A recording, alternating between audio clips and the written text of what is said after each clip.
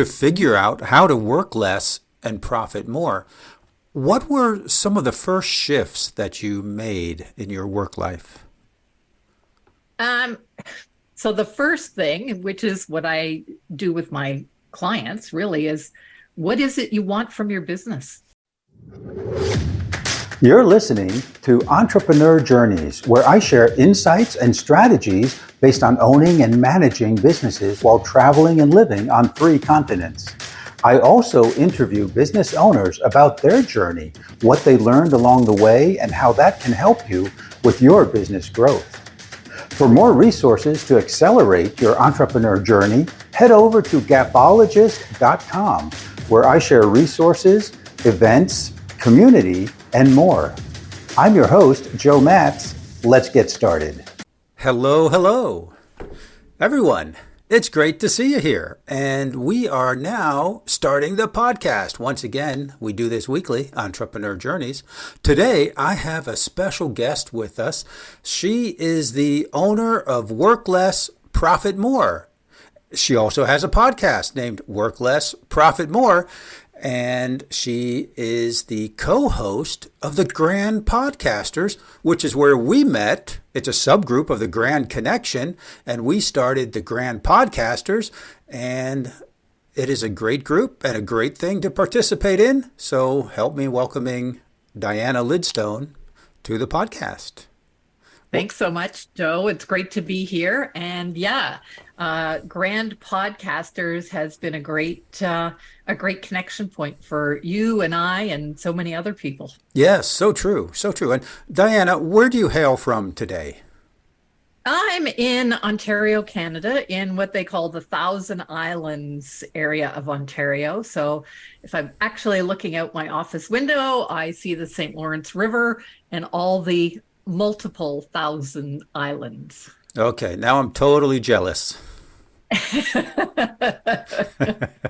Good.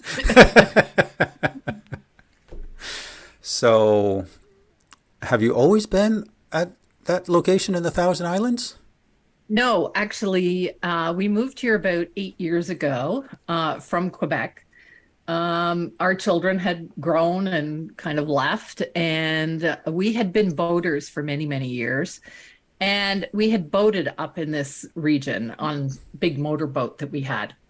And we said, well, if we ever wanted to move somewhere, we would move where the boating was great. And so we took the opportunity to put our house on the market. It sold in 3 days. And all of a sudden we were homeless and we had to find a house. But luckily enough, we found this great location here in the Thousand Islands. Fantastic. Living the dream. Yep, exactly. So, exactly. And also with your own business, but we want to know, and when I say we, I mean our listeners with us here today. Was there any indication when you were in high school or middle school or that you would have your own business? No, not at all. No, I guess to be truthful, I'm not one of those people who, started selling things at an early age or anything like that. In fact, my youth was spent teaching horseback riding and competing at equestrian events and that sort of thing. So there was no entrepreneurial. And even in our family, my dad was somebody who tried multiple times to start his own business and unfortunately failed every single time. And so I didn't learn any entrepreneurial skills there. Oh, wow. So did you go to college? I went to university. Yep. Met my husband at university. Graduated with a bachelor's in what they now call, I think they call it environmental studies or something. It used to be called geography way back then. Okay. Okay. Yeah. So graduated with that, went off and became an executive secretary for many years. And then after my son was born, decided that this getting up in the middle of the night, because it felt like the middle of the night, taking your kid, dropping him off at daycare, going to work, coming home late, putting the kids to bed, whatever. To me, that just wasn't a life. And so in the mid 80s is when I started my very first business as a result of that. And that was when, now most of your listeners probably won't remember, but Apple or IBM came out with its first home computer. And it weighed like, I don't know, 50 pounds, and a printer was 50 pounds. And yeah. So I started my first business, which was, back then we called it typing, but it was really on a word processing software kind of thing. And that was my very first business. So people would actually drop off physical papers for me to type, or documents, and then I would type them up. You were a digitizer. Okay, I call it kind of like being the first virtual assistant, but I wasn't so virtual. Yeah, so you would take these analog documents and type them into the computer. Wow. Yeah. Yeah. And that was about all those computers could do at that time, right? Oh my God. Yeah. We had my computer had 2 floppy disks, and our phones today have much more Oh my gosh. Yeah. power than that computer ever thought of having. Yes. Yeah. So my first computer was a Tandy computer. Tandy is a brand from Radio Shack. And That's it right. had 2 floppy disks, but Diana, it had the tiny disks, not the big floppy ones, the 1 1/4 floppy disks. Those. Yeah, I had the 3 and something, and then we went to the smaller one. The smaller ones with the hard plastic Yeah, on the outside. exactly. Yeah. It'll be interesting to see if you get any responses from listeners about, oh, I remember those, or what are you guys talking about? Yes, it was a portable computer. It was 14 pounds, Yeah. and I had a portable printer with it. Ooh. So my whole setup was probably about 23 pounds, and I ended up selling it to a guy who was going to take a train ride across Russia, and he needed something to take notes on. Wow. And at that time, that was about the best you could get. There you go. Well, I remember just before that, my husband was working for a company, and they got their first computer, which was the size of a room, right? Yeah. Yeah. So, Yeah. A hermetically sealed room, probably, with... no, they'd moved past that, Oh. but still, it had to have special pads on the floor, I remember. Okay. So, Yeah, we've come a long way. yeah, exactly. So after you were a digitizer, Yeah. so what happened? How'd that go? And what did that lead to? Well, it was great, actually. It led to a number of things. I had a very successful business. And then my husband got transferred. So we were living in Montreal. He got transferred to the Maritimes, which is Nova Scotia. And I was pregnant with my daughter, and I started up my business again. And this time it expanded even more so. And I hired somebody to work with me. And then a few years later, my husband got transferred again, this time back to Montreal. And so we decided at that time, I went, I'm not going to start this business again. I wanted to do something different. And we had friends that were in retail. They had a retail store. And I went, well, we don't want to do retail because, we know that retail is 24/7, right? Long story short, we bought a building and I opened a retail store. But, when I look back, retail taught me so much. It taught me about inventory, profit, loss, hiring staff, knowing, to stay in my zone of genius, hiring people for their strengths. It taught me so much in those 12 years that we had that store. So I don't regret it at all. My kids kind of look back at it, and I remember them saying at the time, well, we're never going to start our own businesses because it takes too much work. However, today they're looking at it now that they're in their mid 30s, mid to late 30s, they're going, maybe that's what we should be doing. So Yes. Well, super. So now what is the actual name of your business? it's just Diana Lidstone. It's my name, and that's it. That's also my website. Um, Interesting transition from retail to coaching. So what happened was we sold the business. The retail landscape was really changing, and we sold the building, sold the business. And I was going to a networking event and met a friend of mine who was also a customer of mine at the store. And she had had a big multi-million-dollar clothing business where they manufactured clothing. In Montreal, that was quite common. And they had closed their business. And so we were both at sort of, didn't know what we were going to do. And we had coffee after the networking event. And she says very bluntly to me, well, Diana, you've had businesses, you've started businesses, you've grown businesses. Why don't you teach other people how to do it? There's so many people struggling. And I kind of scratched my head and I looked at her and I said, you mean people would pay me for that? Because I had no idea there was such a thing as a coaching business out there. And, I do tell the story that when I started, my first client paid me $300 a month for private coaching because I didn't really know what I was doing or what a successful coaching business looked like until I got my own coach and then learned I had a few things to learn. I knew the technical parts of, how to help people grow a successful business. I just didn't know the business side of coaching. And there is definitely a business side of coaching. Yeah.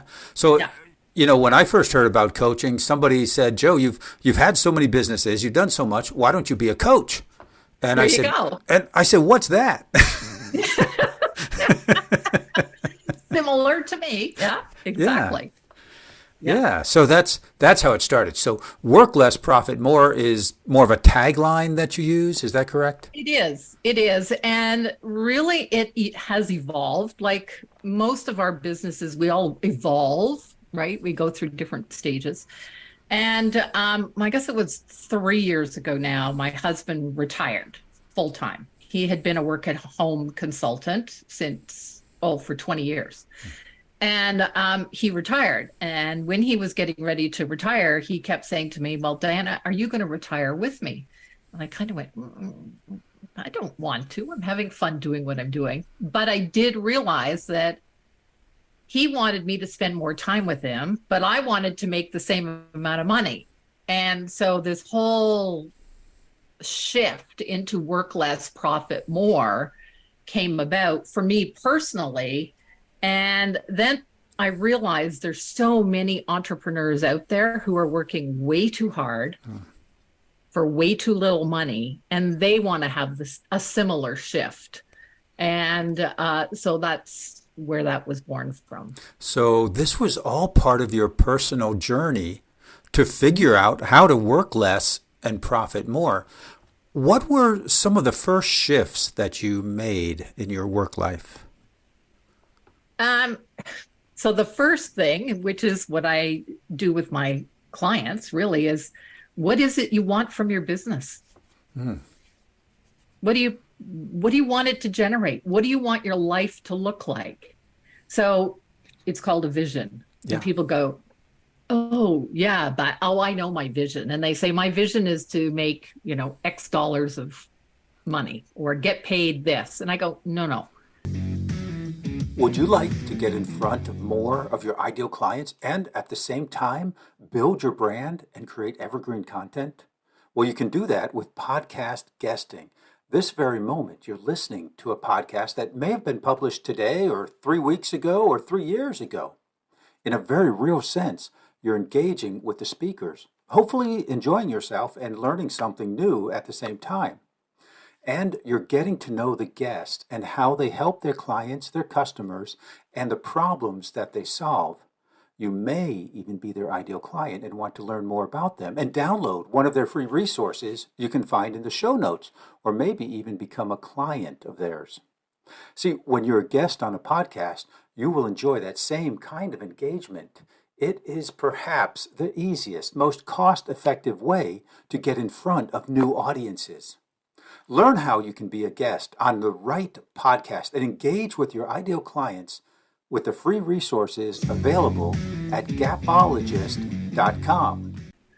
We're going to really dive deep into this. And so for me, my vision is to, work 3 days a week from 10 until maybe 3 o'clock.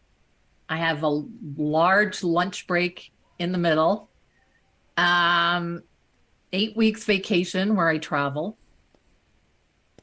And one of the things that I had to do was look at my business and say, so which of my, and I'll call them products or services, was the most profitable?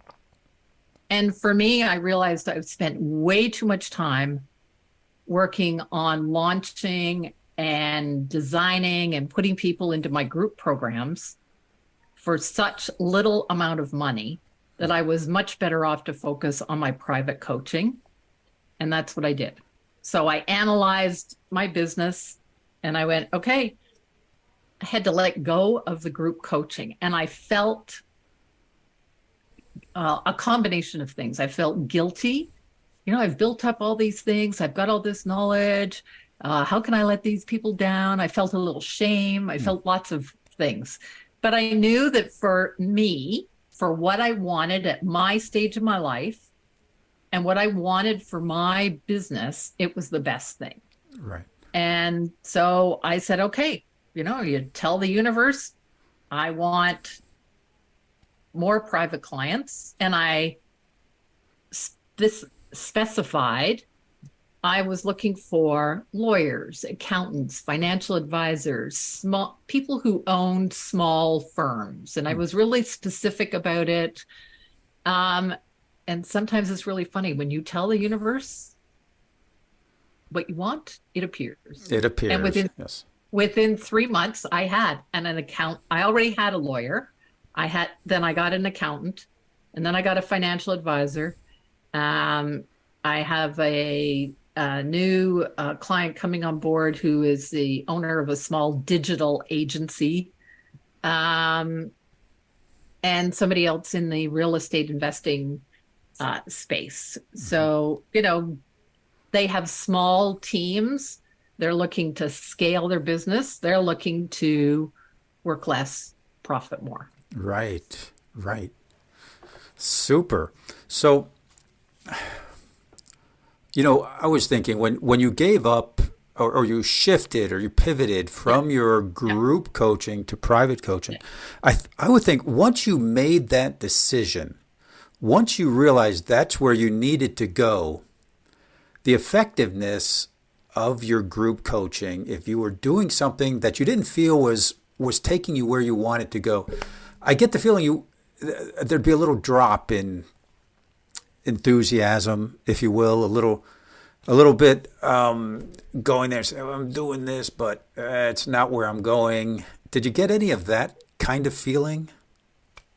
No, I don't think so. I mean, I felt relief more than anything because truthfully, I wasn't getting into my group coaching the types of clients I loved working with.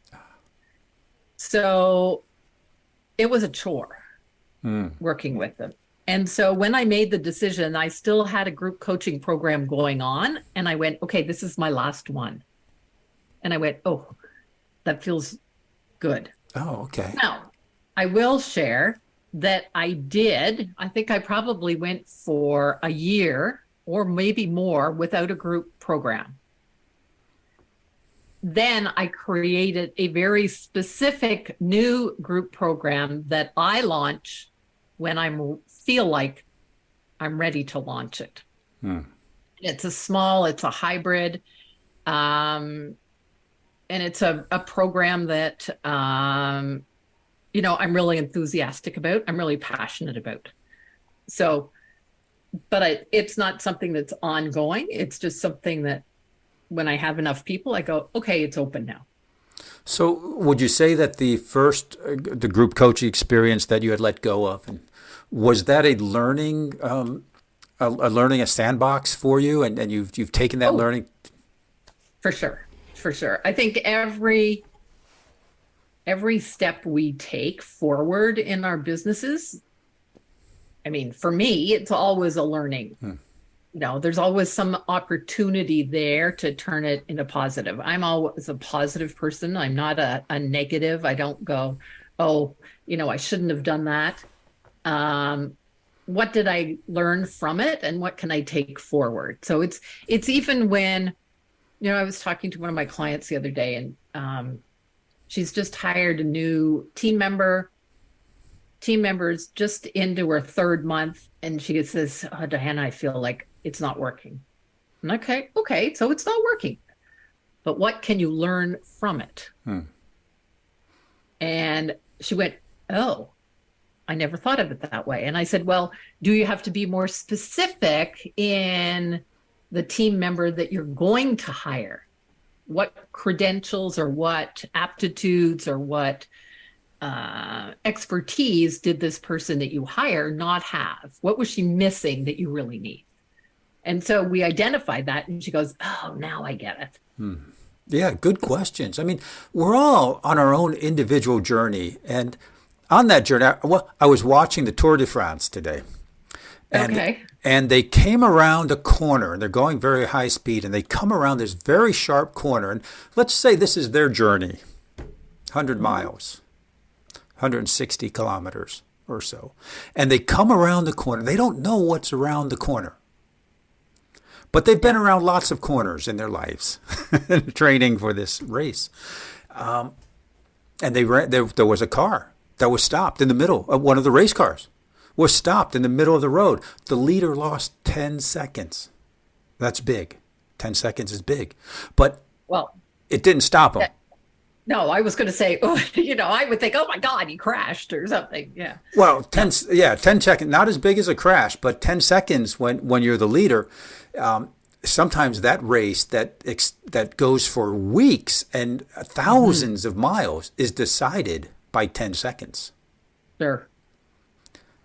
And it was his experience and his knowledge, and he didn't crash, and the fellow with him didn't crash, but they went around. I thought the crowd was going to knock him down because he was so close. It was such a thread the needle kind of thing.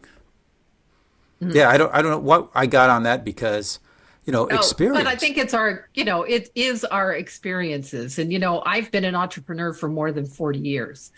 There's not much that you can throw at me that I haven't seen before, right? And I'm sure it's the same with you, right? You've had so many different businesses that, you draw from your experience and are able to help other people with that experience. Yes. And I had a client just recently, and they said, I've got this new customer, and it looks like this other customer, and that did not go well, and I don't think this is going to go well.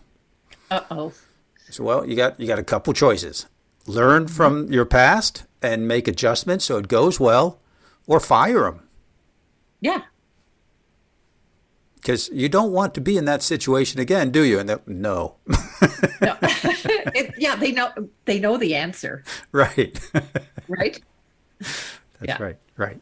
They know the answer. It's just sometimes I think what a coach can do is offer a different perspective and maybe help the client access knowledge that they have, but it's kind of behind a cloud. It's behind that curve. Yeah. And I think, like your client knew the answer, really. And it's like my client knew the answer. She says, well, I have this feeling maybe it's not. And I go, and she goes at the end of the call, she said, this conversation that we had around this really confirmed, yes, I have to let her go. Right. Sometimes it's a confirmation. One thing, and I know the type of folks that you work with and the type of folks that I work with, they're in business for themselves and often feel like they're in business by themselves. Exactly. They Yeah. can't talk to their partner, perhaps, because maybe their partner has a traditional job. They can't talk about this with their clients. No. Who are they going to talk to? And that's one of the prime roles, I think, of coaching. Yeah, for sure. I certainly believe that. I know the lawyer client that I have, she's been with me now, I would say almost 4 years. Well, why does she stay? I mean, her business has exploded. She's hired more people, but why does she stay? Because there's value in that. I need somebody to brainstorm with. I need somebody to confirm. I need somebody to keep me on the right track so that I'm not a squirrel going off doing all kinds of things I shouldn't be doing. Or there's somebody to help me. What is the next skill or the next level I need to accomplish in my business? Yeah. Yeah. Because, you think also, and I always think about climbing mountains, the guide has been there before. The guide has been to the top of the mountain, has 360 degrees of view.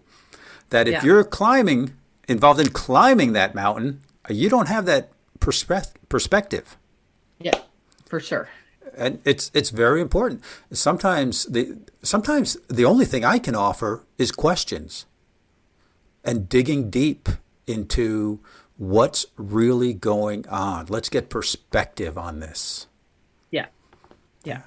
And the perspective, you can't get the perspective if you're the ingredients in the jar. You can't read the ingredients on the label. I like that. I've never heard that before. Yeah. There we are. That's great. Great. So, Diana, we have come to the point of this conversation to get into what I like to call the lightning round. Okay. Are you ready? All right. I'm ready. Okay. How has your entrepreneurial journey transformed you? I had to think about this one because, my journey is a little longer, but I think the big thing is it's a personal development journey is how I look at it. And I am much more confident in who I am as opposed to who I thought I should be. Oh. So let me explain that. Please. Yeah. So a couple of years ago, I had a new brand photo shoot. Okay. So a photo shoot for my brand. I was redoing my website, whatever. And I had this thought that, I am really at heart a simple country girl. And I went, okay, then my brand needs to be out in the country. I wear jeans with holes in them. I like going barefoot. And so I talked with the photographer and she went, perfect. That is you. That is your brand. So she did the photo shoot. And when I got my pictures, I did a comparison, sort of a before and after. And I took the first brand photo that I had and my last brand photo that I had. And the first one was, a navy blazer with a white collar. I thought I needed to project this image that was being professional and that would get me more clients. No, I am who I am. This is me. If you don't like it, too bad, so sad. And I know that's what my entrepreneurial journey has taught me. Just be who I am and be more of who I am. Perfect. Yeah, I went through the same thing, Diane. I wore a suit for my first 16 years in business. I wore a suit every day. Somebody once told me, you need to dress like a banker. And that was when bankers wore suits and ties. And I always had a white shirt, but I had a great tie collection. Awesome. I don't do suits anymore. No. That's not who you are anymore. No. What most surprised you as a business owner? What most surprised me, I think it was the growth as a person. And that I didn't have to have an MBA. I didn't have to have a business degree. I didn't have to, some of your people are listening probably go, didn't have to have a coaching certification. I didn't have to have a bunch of letters after my name. The experience that I had from owning my own businesses taught me what I needed to know and what I needed to impart to others to help them grow their businesses. And this goes against all contradiction, but we hear so often you need to hire the coach that that has been to the level where you want to go. So if you want to go to the $1 million, you have to hire a coach that's been to the $1 million. Well, I'm going to say to that. You're gonna get in trouble here. I know. And the reason being is I have worked with multi-million-dollar businesses and helped them grow 70%. I've saved them hundreds of thousands of dollars. I didn't have to be at the $10 million mark to work with a $10 million company. Yeah, absolutely. I agree with you. Yeah. There we are. So we got that out of the way. Okay. What unexpected challenge have you had to overcome? Ooh, unexpected is mindset. Mindset. Mm-hmm. Because I know you as a very positive, forward-looking person today. Yes, but how many of us secretly have this self-doubt, unworthiness? I can't ever charge that amount because I'm not worth it, et cetera, the blah, blah, blah, blah that goes on in the background. And that was unexpected. And it also showed up. I mean, it's shown up multiple times, but I remember early on when I was developing my coaching business, somebody said to me, Diana, what do you see yourself building? And I went, well, I don't really know. I was probably in my late 50s at the time. And as that conversation went on, I realized that I equated success with working long, hard hours. And that's not true. Right. Right? Yeah. Entrepreneurs who earn 10 times more don't work 10 times harder. And that was so ingrained in me that success meant working long, hard hours that I didn't want success. And wow. Yeah. Yeah. Okay. So that was a challenge. Of course. And how did that mindset of yours shift? I've done a lot of mindset work. I've worked with mindset coaches. And I think it all starts with becoming aware of what's holding you back. And becoming aware is the first step. And Yes. if someone says to you that, oh, I don't have any mindset issues, I go, ding, ding, ding, ding, red flag. You're not aware of what it is. Not aware. And so yeah. Yes. Well, I think it was my older sister. She's older by 1 year, and we talk a bit. I guess like brothers and sisters do. And we decided one day we all have issues. We all have issues. And if someone says they don't have any issues, that's their issue. Yeah, you got it. You got it. Yeah. Okay. Yeah. What book has made a big impact on you, and who would you recommend that to? I just before this podcast episode, I was going through the lightning round questions and I went, oh, what book? Well, I'm a reader. So I read books after books after books. And I'm currently, into traction and EOS. They're great books. But the book that I have recommended most is a book called Playing Big by Tara Moyer. And it is for women. And it's called Playing Big, Find Your Voice, Your Mission, and Your Message. And it's all about the inner critic. I love the title. I love the subtitle. Yeah. Yeah. And I have recommended this book over and over and over again, especially to women. I've worked with tons of women. I do work with men. In fact, I think I'm just about to, that equilibrium, men and women, is about to shift over to the male side, but that's all good. But I think for a lot of women, we doubt our worthiness and we doubt our capabilities. And I think it's a great book to help us overcome that. Yeah, sounds great. Okay. What advice would you give to aspiring entrepreneurs in your industry? Invest in yourself. And how might one do that? One might hire another coach.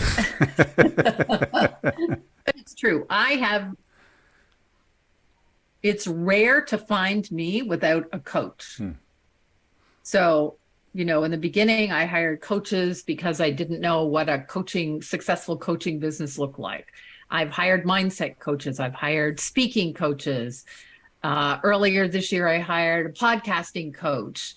I've usually got some type of coach to help me move my business forward. I don't know everything. So why not hire the expert who can help you and give you those tips? Perfect. I bet that saves, in the long run, that saves a lot of money and a lot of time. Yeah, it certainly does. Amazing. So for our listeners today, do you have any gifts, or how could they get to know more about you, what you do, and if you might be able to help them? Yeah. So there's my website, dianalidstone.com. And on my website is my podcast, which is Work Less, Profit More. But there's also a tab that says gifts.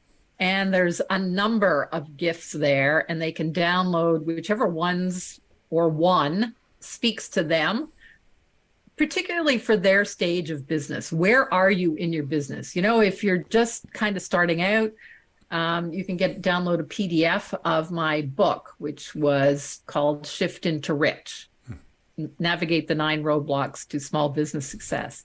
If you're further along in your journey, maybe the podcast is where you can be listening. So it depends where you are in your entrepreneurial journey. Okay. And we'll have those links in the show notes.